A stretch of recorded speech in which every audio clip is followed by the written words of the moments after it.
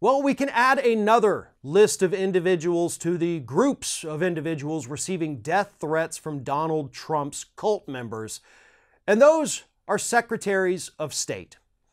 All across the country, from Arizona to Colorado to Georgia to Michigan, secretaries of state, both Democratic and Republican secretaries of state, have reported receiving death threats from crazed Trump supporters because they refuse to overturn the results of the 2020 presidential election.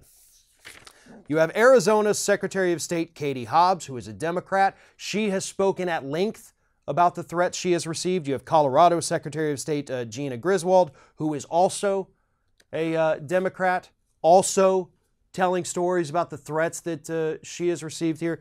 You have former Michigan Secretary of State, Jocelyn Benson, who also happens to be a Democrat, who's out there saying, like, this unfortunately is the new reality that secretaries of state have to live under. And then, of course, you have Brad Raffensperger, the Republican Secretary of State for the state of Georgia, who has definitely been vocal about the death threats that both he and his wife have received. His wife has received threatening text messages, so these crazy Trump cultists have somehow gotten their hands on her private information and reached out to her directly, threatening her and her family. And Raffensperger's a good little Republican. The only bad thing he did for them was not overturn the election for Donald Trump, which he really didn't have the power to do because there was no evidence to suggest there was any kind of fraud. But it doesn't matter to these cult members, and that is what they are.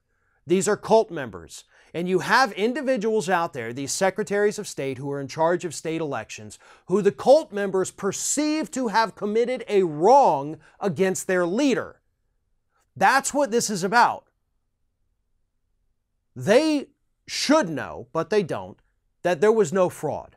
Certainly not enough fraud to overturn any of the election results. We have had audits, recounts, signature verifications. We have gone through every possible step of the process to make sure the election was free and fair, but 77% of Trump supporters still don't believe it. They still say this election was not fair. And they're not going to stop.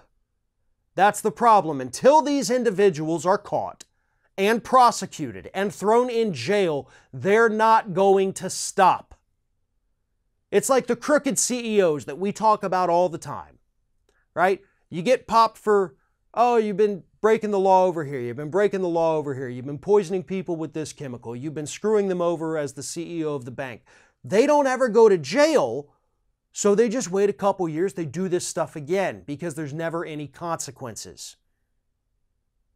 And I believe that is what is going to continue to happen with these cult members if there are no consequences for them issuing death threats against secretaries of state, against election workers, against poll workers, and of course against school board members, which Republicans are actually in the Senate this week defending, telling Merrick Garland to back off having the FBI look into these death threats.